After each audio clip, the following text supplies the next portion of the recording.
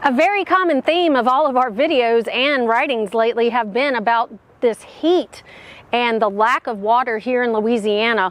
Our plants are very much suffering, farmers are suffering, and today we want to discuss ways that we can help our plants try to survive these types of temperatures. Continuing to be in the hundreds, this heat wave is not ceasing and there is no water in sight. So what can we do to save our trees' lives?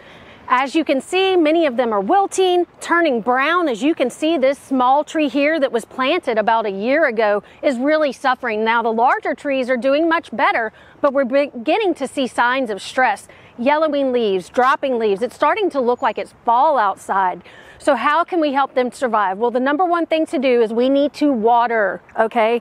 Especially larger trees, we want to get a hose or a soaker hose and leave it out. We want to have a deep watering. We don't want to water frequently, just a little bit. We actually want to have a very deep watering. So the best time to do this, of course, is in the early morning when the sun is not out full, because water just evaporates, right? So we want to do it at a time where it will be the best. So late in the evenings or early in the mornings, you want to set your hose out at the base of the plant and you want to leave it running, and then you want to move it from tree to tree to tree. Now, grasses and other things like that, you can water those in the morning, but if we're starting to see stress in our trees, we can water them at the base, a deep watering early in the morning or late in the afternoon, and leave it out. For Get It Growing, I'm Heather Kirk-Ballard with the LSU AgCenter.